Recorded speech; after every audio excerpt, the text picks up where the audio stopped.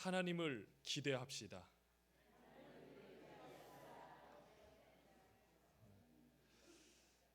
이 하나님을 기대합시다를 이렇게 고백한 건요, 우리 이번 2016년 주제가 더 큰 일을 보리랍니다.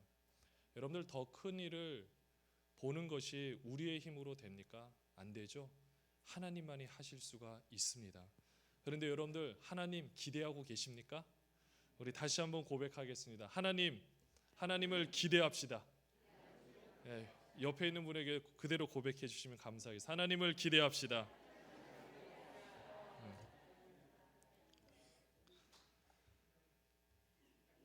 네. 여러분들, 세례 받을 때의 감격을 기억하고 계십니까? 감사합니다. 유아 세례를 혹시 받으셨던 분은 그때는 기억 못해도 입교 때의 감격 아마 기억하고 계실 겁니다. 평생에 한 번 받는 세례이기 때문에 그 중요성은 너무나도 큽니다. 대부분의 사람들은, 특별히 초신자들은 이 중요성을 알지 못해서 이 교육에 참석하라고 하면은 조금 힘들어하는 경우가 있습니다. 그래서 처음에 교육에 참석할 때는 바쁘다 하기도 하고 여러 가지 핑계를 대지만 그래도 막상 참석하면 참 열심히 하십니다. 저는 그래서 이렇게 세례 교육을 시킬 때마다 제 가슴도 같이 벅차 오릅니다. 하나님이 또 누구를 택하셔서 보내주실까? 또 이 말씀을 가르칠 때 어떤 지혜를 주실까? 또 지금 교육을 받는 사람에게는 평생에 한 번 있는 귀한 시간이기에 그 시간을 함께 준비하는 것이 얼마나 귀하고 소중한지 모릅니다. 그래서 그분들에게 처음 뵐 때 꼭 드리는 말씀이 있습니다. 세례에 대한 기대감이 있으십니까? 아니면 세례에 대한 감격이 있으십니까? 만약 없다면 어떻게 해서라도 그 기대와 감격함을 찾을 수 있도록 나름대로 최선을 다해서 권면을 합니다. 왜냐하면 평생에 한 번 있는 일이기 때문입니다. 아무런 기대감 없이, 아무런 감격이 없이 받으면 여러분들 나중에 어떻게 되겠습니까? 나중에 정말 주님에 대한 사랑이 가득 찰 때, 주님에 대한 사랑 때문에 어쩔 수 없을 때 그 세례에 대한 감격, 그때 누리지 못한 거에 대한 얼마나 아쉬움이 많이 있겠습니까? 이렇게 평생에 한 번이라는 것은 참 우리에게도 굉장히 소중한 의미로 다가옵니다. 그렇습니다. 여러분들, 우리의 인생도 마찬가지 아닐까요? 단 한 번 살면서 매일 다른 삶이 창조되기에 우리의 삶은 너무나도 중요합니다. 여러분들, 두 번 사시는 분 계십니까? 없으시죠? 단 한 번 살고 있기 때문에 우리에게는 너무나도 소중한 여러분들의 인생인 것입니다. 우리의 눈이 감기지 않는 이상, 우리의 심장이 멈추지 않는 이상 지금도 우리의 삶은 계속해서 지속이 되어집니다. 이런 중요한 인생, 여러분들은 어떤 기대감을 가지고 어떤 감격함을 가지고 살아가십니까? 우리는 이 인생을 살아갈 때 정말 하나님께서 이런 귀한 삶을 우리에게 주셨는데 우리는 이 삶을 어떻게 살아가야 될까? 왜냐, 한 번뿐인 인생이기 때문에 그렇습니다. 그래서 오늘 말씀 가운데 여러분들 그 답을 함께 찾아보고자 합니다. 오늘 말씀을 통하여 우리가 그러면 어떻게 살아야 될 것인가, 이 부분에 대해서 여러분들과 함께 나누고자 합니다. 여러분들, 오늘 말씀의 제목이 뭡니까? 땅의 소금입니다. 여러분들 좀 생소하지 않았습니까? 땅의 소금. 갑자기 땅의 소금을 이야기를 하다 보니까 어쩌면은 원래 개역 그 개정판에는 보면은 분명히 세상의 소금이라고 번역이 되어 있는데 왜 땅의 소금이라고 이렇게 적었을까? 한번 이렇게 적어봤습니다. 그것은 원래 이 부분을 이제 원문도 그렇지만은 일단 가장 쉬운 영어 성경으로 본다 할지라도 이 소금에 관해서, 그리고 이 뒤에 세계라는 우리가 알고 있는 이 세상이라는 부분에 대해서는 뒤에 빛이라는 것과는 다르게, 빛에 대하여 너희는 세상의 빛이라고 말하는 거기서 세상의 의미와는 다르게 여기는 earth라는 단어를 썼습니다. 지구 또는 땅이라는 의미를 가진 그 단어를 썼기 때문에 원래는 사실은 번역을 할 때는 세상의 소금이라는 것도 물론 틀린 것은 아니죠. 그러나 조금 더 엄밀히 말하면은 땅의 소금이라고 해야 되는 것은 맞습니다. 그러나 이렇게 세상의 소금으로 번역된 것도 사실은 하나님의 놀라운 섭리가 그 안에 있습니다. 이것을 잘못됐다고 문제 제기를 하려고 하는 것은 아닙니다.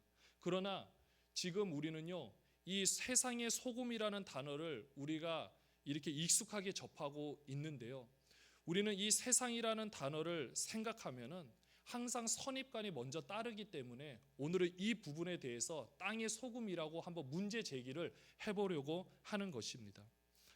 세상하면 먼저 어떤 생각이 드십니까? 여러분들 좋은 생각이 드십니까? 아니면 조금 나쁜 생각이 드십니까? 요즘에는요, 세상이라는 말이 교회의 반대말이 되어버렸습니다. 많이 타락한 모델이고요, 또 우리가 살고 있지만 뭔가 하여튼 세상이 들어가고 친구들 들어가도 뭔가 의미가 달라지죠. 세상 들어가고 놀이라는 말 해도 세상 놀이, 세상의 낙, 이런 것처럼 우리는 세상이라는 단어를 이제는 굉장히 나쁘게 그렇게 인식을 하게 됩니다. 그런데 사실 세상이라는 단어가 원래는 그런 의미는 아니었던 거죠. 하나님은 세상에 대해서 우리가 잘 알고 있는 것처럼 요한복음 3장 16절에 이렇게 말씀을 하십니다. 같이 읽겠습니다. 하나님이 세상을 이처럼 사랑하사 독생자를 주셨으니 이는 그를 믿는 자마다 멸망하지 않고 영생을 얻게 하려 하심이라. 아멘. 여기서 나오는 세상의 개념과 우리가 이미 알고 있는 세상의 개념은 사뭇 다릅니다. 그러다 보니 세상의 소금이라고 하면 여러분들은 어떤 생각이 먼저 드십니까?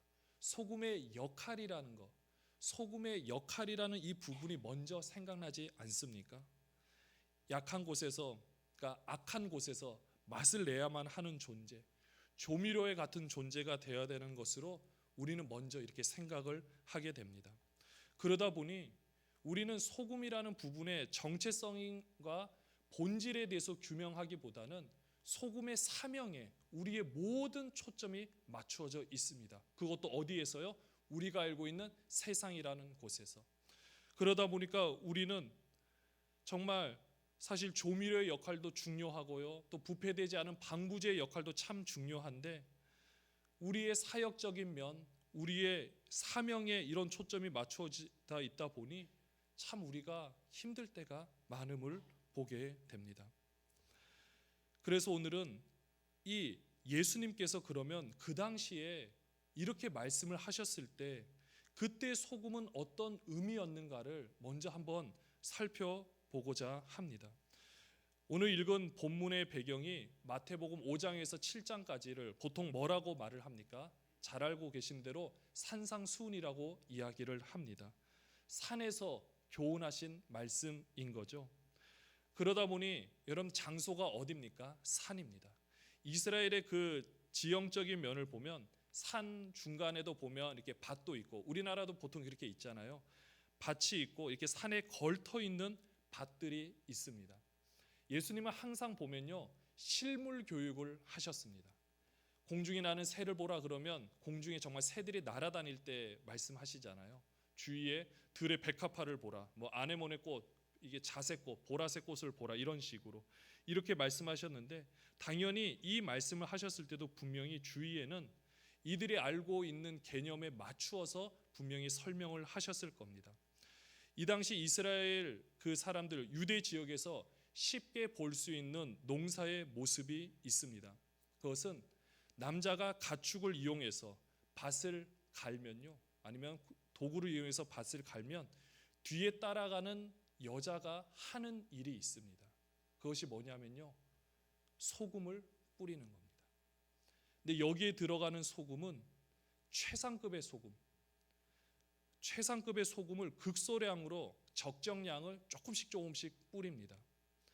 그렇게 뿌리게 되면 그 소금의 역할을 통하여서 땅이 자체적으로 정화작용이 일어나서 식물이 잘 자랄 수 있다고 합니다. 그런데 이 당시에 있었던 보통 쓰는 소금은요, 사해 지역에서 나타나는, 사해 지역에서 이렇게 암염처럼 이렇게 그러니까 지금처럼 바닷물을 말려서 뭐 이런 기술적인 면을 하는 것이 아니라 그 당시에 그런 소금을 쓰면은요, 근데 그런 소금은 거기에 뿌리면 절대 안 된다고 합니다. 이렇게 밭에 뿌리는 이 최상급의 소금, 불순물이 섞여져 있지 않는 그 정말 그대로 순도의 최고의 순도의 소금을 그대로 거기에 뿌린다라는 겁니다. 예수님께서 이렇게 말씀하셨는데요, 너희는 세상의 소금이라 이렇게 말씀하셨을 때는 너희는 저렇게 땅에 묻혀지는 소금이다. 이게 우선 첫 번째 의미라는 것입니다.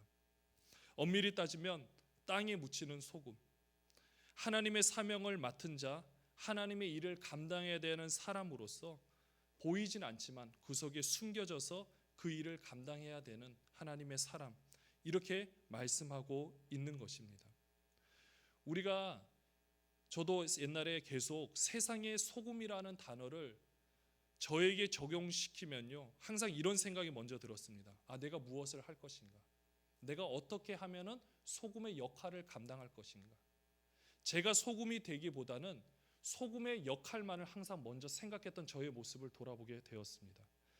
근데 이렇게 예수님께서 말씀하신 이 부분으로 한번 생각을 해보니까 다른 역할을 감당하라는 것이 아니라 고순도의 그 순수하고 거룩한 모습으로 내가 있는 것만으로도 하나님의 놀라운 사명을 감당할 수 있겠구나, 이렇게 생각의 전환이 일어나게 되었습니다. 세상의 소금 이렇게 얘기하면 우리 현실은 그렇지 못한데 내가 그렇게 소금처럼 살아가지 못하는 것에 대한 부담감 때문에 무너질 때가 너무나도 많습니다. 그러나 땅의 소금이라고 하면 어떻습니까? 이스라엘 농사법을 비교해 봤을 때 내가 그냥 그 모습, 정체성, 내 본질조차도 하나님께 주신 건데 그것만 그대로 유지한다 할지라도 내 역할은 충분히 감당하고 하나님께서 행하시고 있는 것을 깨닫게 되었습니다. 그럼 두 번째입니다. 여러분들, 소금이 그러면 맛을 잃을 수 있는가? 여러분, 소금이 맛을 잃을 수 있을까요? 소금에게 맛은 정체성입니다. 우리는 세상에 소금하다 보니까 우리는 소금이 쓰이는 용도가 사실은 1400가지 이상이라고 합니다. 근데 우리는 주로 무엇으로 씁니까? 맛, 조미료로 주로 많이 쓰죠. 물론 옛날에 안동 강고등어처럼 부패를 방지하는 용도로도 잘 쓰긴 하지만 우리에게 있어서 소금을 딱 하면 생각나는 것은 여전히 맛입니다. 그러니까 소금이 그 맛을 잃어버리면 딱 이 구절을 보면요, 우리는 그 맛, 그 역할을 잊어버리면 이렇게 생각을 하는데요, 사실은 소금이 그 맛을 잃어버린다는 것은 본인의 모든 정체성, 본질을 상실하는 것과 마찬가지라는 겁니다. 소금을 화학 공식으로 이렇게 보면요, NaCl이라고 이야기를 합니다. 조금 전문 용어로 아시면 아시겠지만 소듐 클로라이드라고 이야기를 하는데요, 이런 화학 성분을 가진 소금이면 모든 것은 다 맛을 내게 되어 있습니다. 그러면 우리 주님께서 왜 맛을 잃은 소금이 맛을 잃으면 이렇게 언급을 하셨는데 이게 과연 어떤 뜻일까? 여러분들 고민해 보시지 않으셨습니까? 아까 말씀드린 대로 사해 물을 이 말린 소금이 그 주변에서 흔히 구할 수 있는 소금이었다라고 합니다. 그런데 이 사해 물을 말린 소금에는 어떤 게 들어가냐면요, 황산칼슘이라는 성분이 많이 들어가 있다고 합니다. 우리가 알고 있는 석고입니다. 석고. 이 부분이, 그리고 다른 광물질이 많이 섞여 있다 보니까 조잡하고 싸구려, 일명 잡소금이라고 불렸다라고 합니다.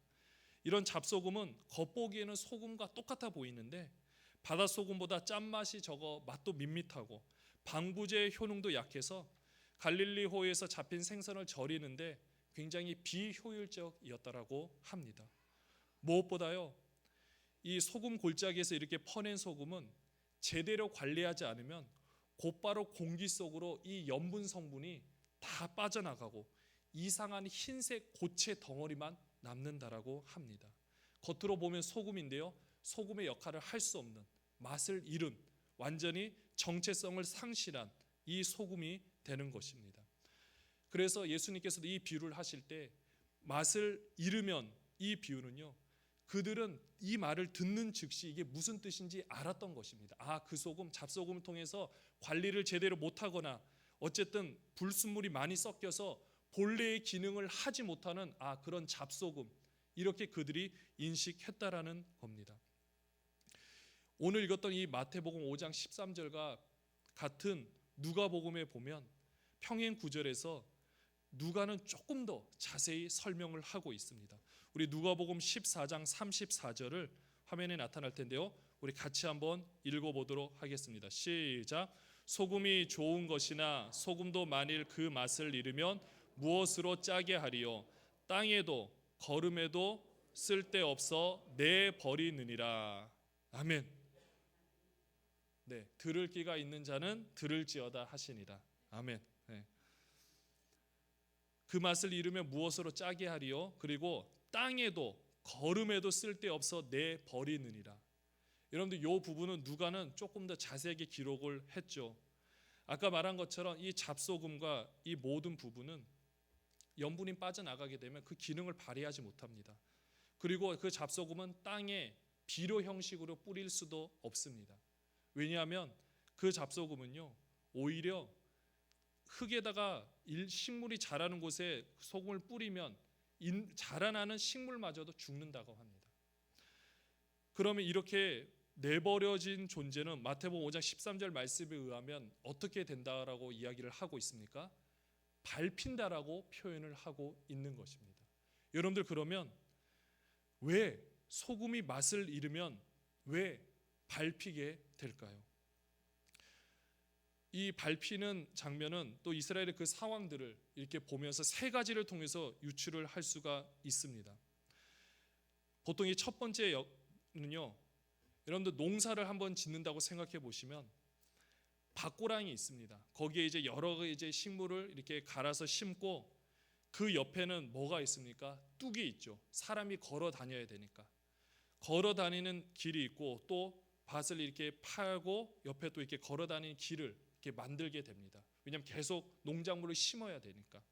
여러분, 그 상황에서 그 최상급의 그 소금, 불순물이 섞여지지 않는 소금은 조금씩 비료로 뿌리지만 그 옆에 다니는 길은요, 아까 말한 것처럼 맛 잃은 이 소금을 거기에다 뿌립니다. 왜냐하면 거기에 흙에 들어가면 큰일 나거든요.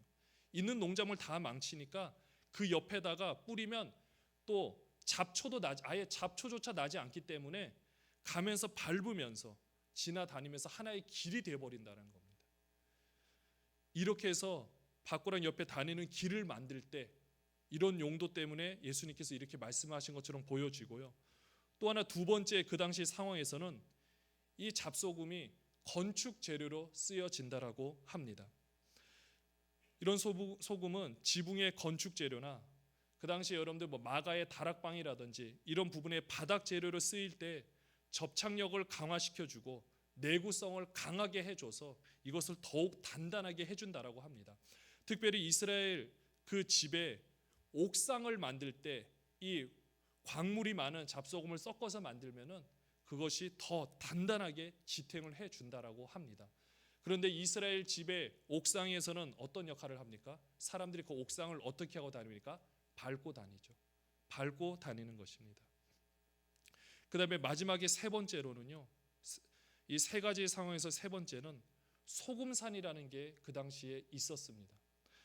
실제로 예수님께서 말씀하신 아마 산 근처에 이런 소금산이 있었던 것으로 보여지는데요, 예수님께서 산상순을 베푸시는 장소가 성경에는 나와 있지는 않지만 전통적으로 갈릴리 호수 북쪽에 타브가와 가버나움 사이에 있는 한 야산으로 보통 전해지긴 합니다. 물론 정확한 것은 아닙니다.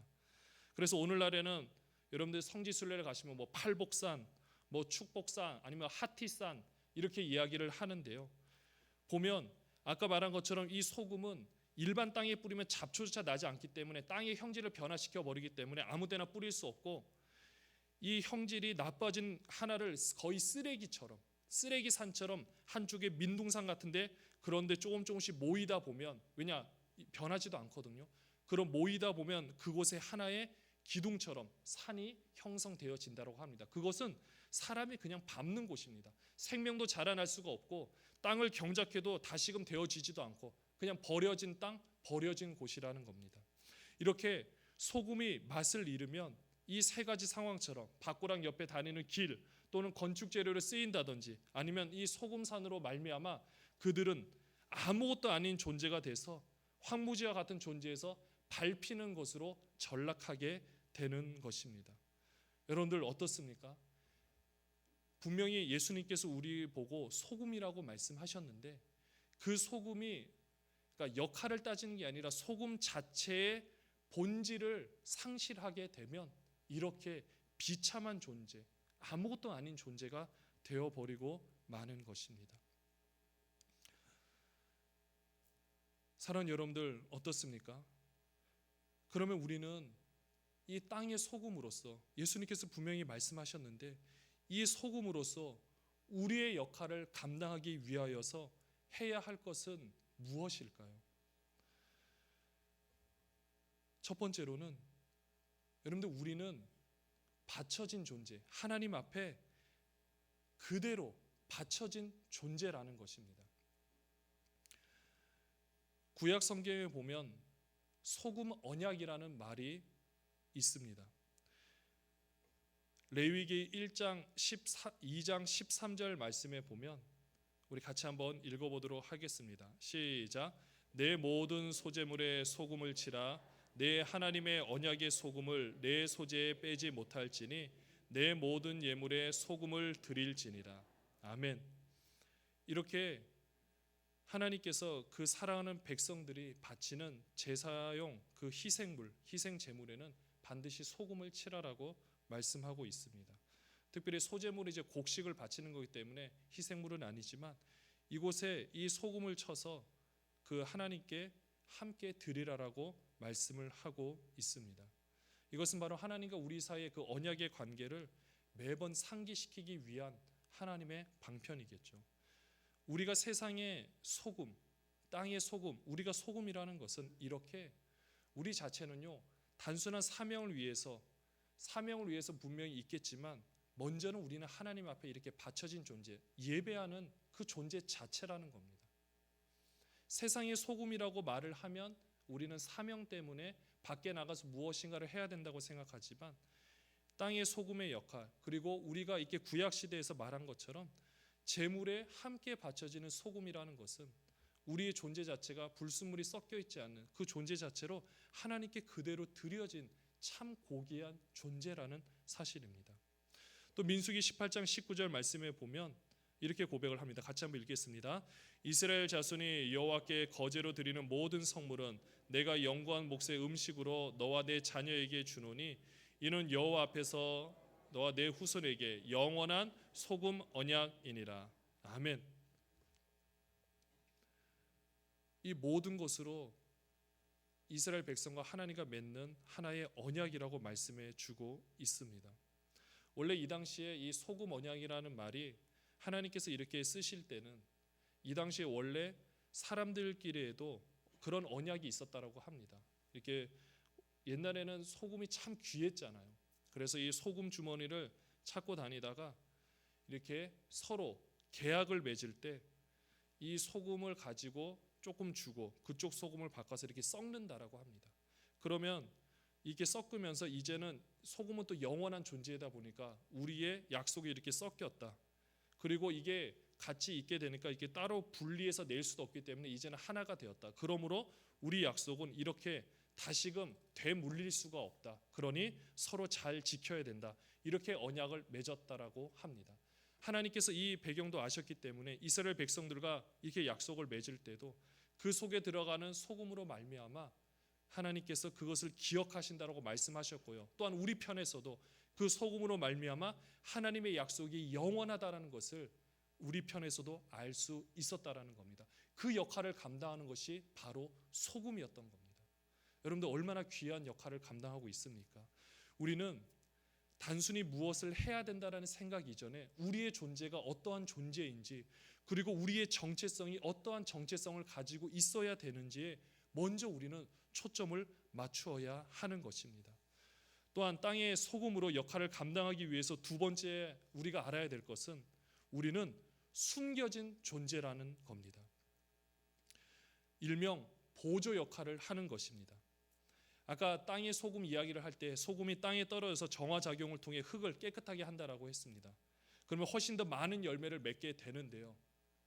그러면 여러분들 여기에 씨가 심겨지지 않고 최고 좋은 소금, 정말 너무나도 비싼 소금을 가장 적정량으로 맞춰서 거기 땅에 뿌렸다고 가정했을 때 씨를 심지 않으면 생명이 그 안에서 싹이 나서 자랄 수가 있을까요? 없을까요? 없습니다. 아무리 그것이 중요하고 최고의 역할이다 할지라도 그 안에 생명이 없으면 자라날 수가 없다라는 겁니다. 그런데 씨가 있으면 또한 소금까지 있으면 정말로 잘 자란다라는 겁니다. 숨겨진 존재예요. 본인 스스로 무엇인가를 해가지고 되는 것이 아니라 하나님께서 심겨놓으신 생명 또는 하나님의 놀라운 일을 감당할 때 내가 순수한 그 자체로 거기에 심겨져 있을 때 그 역할을 도와서 할 수 있다라는 겁니다. 또한 재물에도 소금을 아까 섞는다라고 말씀드렸는데요. 이것도 여러분들 소금만 하나님께 제물로 드립니까? 소재를 드리지 않고 소금만 드립니까? 그럼 하나님께서 다 기뻐 받으십니까? 아니죠. 하나님께서 명하신 법은 소재를 드리는데 소재를 그냥 드리지 말고 소금과 함께 드리라는 겁니다. 이것도 마찬가지로 숨겨진 존재, 보조 역할을 하되 그것으로 최상의 역할을 할 수 있도록 옆에서 숨겨져 있지만 그 역할을 감당하는 것입니다. 우리도 마찬가지입니다. 우리는 세상의 소금이라고 말을 하면 어딘가에 나의 형태가 남아있고 나의 모든 것이 거기에 남아있는 것을 꿈꾸고 생각을 합니다. 나로 인해서 변화되는 것 같고 나로 인해서 무엇인가가 된다라고 그런 의미를 우리 자신에게 부여를 하고 싶어 합니다. 그러나 땅의 소금이라면 본인의 형태는 이미 없고 왜냐? 이미 들어간 순간 절대 보이지 않습니다. 땅을 파도요 다 녹아 있어서 역할을 감당했겠죠. 만약에 땅을 팠는데 소금이 보인다. 그것은 역할을 감당하지 않았다라는 겁니다. 본인의 정체성을 알지 못했다라는 거죠. 이렇게 우리는 숨겨져 있는 존재로서 이렇게 주님께 바쳐진 참 고귀하고 귀한 존재라는 것입니다. 우리는 이 순수함만 지키고 그 자리에 있는 것만으로도 우리 주위를 새롭게 활력소로 우리 그들에게 공급할 수 있고 우리 주위의 모든 것들이 더 잘 될 수 있다라는 것입니다. 그리고 마지막으로 땅의 소금으로서 감당해야 될 역할 세 번째는 겸손하고 화목해야 함이라고 겸손하고 화목해야 하는 것입니다. 오늘 읽었던 그 마태복음 5장 13절 말씀과 평행 구절이었던 누가복음 읽었던 그 말씀 전에 보면은요. 먼저 예수님께서 그들에게 말씀하시면서 소금 이야기를 하십니다. 그 중에 대표되는 이야기가 바로 누가복음 14장 26절 말씀인데요. 우리 이 말씀도 함께 읽어보도록 하겠습니다. 자, 시작. 물은 내게 오는 자가 자기 부모와 처자와 형제와 자매와 더욱이 자기 목숨까지 미워하지 아니하면 능히 내 제자가 되지 못하고. 네, 여기까지 보도록 하겠습니다. 저는 이 말씀 요 부분을 예수님께서 언급하시고 그 뒤에는 보면은요 모든 부분이 한번 계산을 해보라는 이야기들입니다. 뭐 준공을 할 때 얼마나 걸릴 것인가, 아니면 적군이 쳐들어오는데 내가 저를 이길 수 있는가, 안 될 것 같다, 그럼 빨리 화친을 청하라, 이런 것처럼 요 부분에서 지금 읽었던 말씀에서 이어지는 것은 한번 계산을 해보라는 겁니다. 그러면서 소금 말씀을 이렇게 하시는데요. 왜 이렇게 말씀을 하셨을까? 이어서 한번 쭉 살펴봤는데 누구든지 나를 따르고자 하는 사람은 자기 부모나 처자신의 형제자매의 사랑보다 훨씬 더 나를 사랑해야 된다. 여러분들 이 말씀이 솔직하게 여러분의 가슴으로 그대로 와 닿으십니까? 그러니까 머리로 이해하는 것이 아니라 정말 여러분들의 가슴으로 와 닿아서 그대로 인정하십니까? 저도 이 말씀을 보면서 참 오늘 감사한 것이 이 말씀이 저한테 새롭게 해석이 되어지면서 바라보게 되었는데요. 한번 저의 삶을 이렇게 한번 돌이켜 보게 되었습니다. 정말로 제가 우리 부모님 아니면 제 아내, 자녀를 사랑하는 것과 주님을 사랑하는 것, 얼마나 이것을 내가 생각하고 있는가. 예전에 이것을 그냥 이만큼 주님을 사랑하면 아내를 더 못 사랑하고 뭐 이런 식으로 생각했는데 이 개념 자체가 아니라 제가 깨닫게 된 것은요, 제가 예전에 결혼하기 전에는 나름대로 제가 부모님께 그래도 효도를 한다라고 생각을 했던 사람 중에 한 사람이었습니다. 여러 가지 약간 형편은 어려운 상황에서 참 근데 물론 그럴 수밖에 없는 상황이긴 했는데, 저는 그래서 그때는 제가 제 힘으로, 물론 힘으로 하는 건 아니지만 나름대로 그냥 제 또래에 비해서는 효도를 하고 부모님을 생각한다고 생각을 했는데요, 결혼함과 동시에 그렇지 않다라는 것을 제 자신이 아주 뼈저리게 깨닫게 되었습니다. 그게 문의뿐이었고 생각뿐이었고, 철저히 깨달은 게 내 힘으로는 절대 할 수도 없고 되지도 않고 아무것도 아닌 거구나. 오히려 그 부분이 아니라 그런 모든 걸 다 포기하고 온전히 우리 주님 앞에 내가 주님 아니면 살 수 없습니다라고 고백을 하고, 그렇게 내 머리뿐만 아니라 가슴으로 인정하고 그 순간, 그 다음 순간부터는 부모님을 바라볼 때 바라보는 인식과 사랑하는 마음이 달라진 것을 보게 되었습니다. 예전에는 가장 많이 사랑한다고 생각했지만 그것이 아니었던 것을 철저히 깨달았고요. 이 말씀 가운데서 먼저 주님을 사랑하는 것으로 내 마음이 처리가 되어버리면 그 다음부터는 내 아내, 내 자녀도 오히려 더 사랑할 수 있는 것을 바라보게 된 것입니다. 저도 제 자녀를 사랑한다라고 고백하고 그렇게 보이지만 참 그렇지가 않거든요. 사랑하는 마음이 많은데 대하는 저의 모습을 보면 너무나도 부족하고 참 이게 어쩔 때는 솔직하게 가증스럽다는 생각이 들 때도 있습니다. 이런 모습을 봤는데 주님 앞에 내 모든 것을 맡겨 그 감정까지도 다 내려놓고 내 힘으로 할 수 없다라고 하나님 앞에 그냥 내 존재 자체를 그대로 내려놓고 나서 보니까 내 가족도 달라 보이는 것을 느끼게 되었던 것입니다. 이 소금의 역할을 바라보면서 그래서 예수님께서는 이렇게 하시면서 소금이 그 맛을 잃어버리면 땅에도 거름에도 쓸데없는 존재가 되어버린다라고 말씀을 하셨거든요. 어떻습니까? 계산을 하라고 분명히 말씀하셨거든요. 이 말씀은 무엇이냐면 내 전 존재를 다해서 우리가 아까 하나님께 바쳐진 존재라고 말씀드렸죠. 땅의 소금이라 하는 것은 이미 우리는 하나님께 여러분들이 한번 계산을 해보고 생각을 해봐서 나의 전 존재의 모든 것까지 하나님께 정말 다 바칠 것인가, 내가 그분만을 위해서 살아갈 거고 그분만을 위해서 내가 헌신하고 나의 모든 것을 바칠 것이냐 하지 않을 것이냐 계산해 보라는 것이었습니다.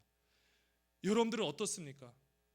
저는 제가 그것을 할 수 있다라고 생각했던 참 저의 그 부끄러운 모습을 보고 아니구나, 정말 아무것도 아닌 거구나, 그걸 깨닫게 되면서 오히려 하나님께 나의 모든 것을 바칠 때 하나님이 나머지 부분을 다 정리해 주시고 오히려 더 잘 살 수 있게 해주신 것을 바라보게 된 것입니다. 사랑하는 여러분들, 세상의 소금, 땅의 소금, 땅의 소금은 온전히 그냥 주님 앞에 모든 것을 다 바친 존재라는 겁니다.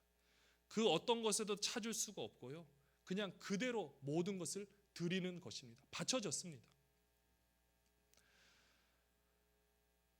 이제 말씀을 마무리하도록 하겠습니다. 마태복음 5장 13절 말씀 우리 다시 한번 읽어보도록 하겠습니다. 시작. 너희는 세상의 소금이니 소금이 만일 그 맛을 잃으면 무엇으로 짜게 하리요? 후에는 아무 쓸데없어 다만 밖에 버려져 사람에게 밟힐 뿐이니라. 아멘. 우리 힘으로 맛을 잃은 소금을 다시 짜게 할 수는 없습니다. 요한복음 15장 5절 말씀에서도 나를 떠나서는 너희가 아무것도 할 수 없음이니라. 소금이 맛을 잃었다는 것은 본질을 잃어버렸다라고 말씀드렸죠. 이것은 인간의 생명 되시는 예수를 잃어버린 것과 마찬가지이기 때문입니다. 그러면 진짜 아무것도 아닙니다. 진짜 아무것도 아닙니다. 그리고 우리는 소금이지만 내가 참된 소금이라는 것을 아는 그 순간 이미 우리 자체는 소금도 사실은 아닙니다. 너희는 땅의 소금이라고 말했다는 것 자체는 이미 내가 그 소금이라고 내가 인식하고 그것을 느끼는 그 순간 이미 나는 하나님께 바쳐진 존재이기 때문에 사실은 또한 소금이 아니게 되는 거죠. 그러나 소금의 귀한 기능은 이미 땅에서 발휘하고 있고 생명을 불어넣고 있다라는 것입니다. 인간이 무엇을 위해 살아야 되며 누구를 위해 목숨을 바칠 것인가? 하나뿐인 인생인데, 하나뿐인 삶인데 여러분들은 무엇을 위해 목숨을 거시고 무엇을 위해 여러분들의 모든 생명을 다 바쳐서 삶을 살아가시겠습니까? 바로 땅의 소금의 역할을 바라보면 됩니다. 그 정체성을 바라보시고 생각하시고 나의 모든 것, 이 세상에 소금이 쓰여진 방법이 아까 1400여 가지나 된다고 말씀드렸는데 우리가 그냥 존재론적으로 하나님 앞에 우리의 모든 어떤 것을 해서가 아니라 그 자체로 하나님을 정말로 내 목숨보다 더 하나님을 사랑하고 내 어떤 것보다 하나님을 더 많이 사랑하고 내가 거룩한 존재로 그 자리에 숨겨져 있는 그리고 받쳐져 있는 그 순간 하나님께서는 우리 인생을 통하여 가장 최선의 방법으로 최고의 존재로 아름답게 쓰실 겁니다. 사랑하는 여러분들, 우리는 땅의 소금입니다. 그리고 세상의 소금입니다. 하나님께서 보이지 않지만 이 귀한 사명이 아닌 본질로 우리에게 말씀해 주셨기 때문에 항상 우리가 생각할 때 우리는 땅의 소금, 세상의 소금, 그것이 내 본질이고 내 정체성이고 내 생명이고 나는 그렇게 바쳐진 존재고 그렇게 해서 하나님께서 일하시고자 하는 대로 쓰임 받는 모든 분들 되시기를 주님의 이름으로 축원합니다.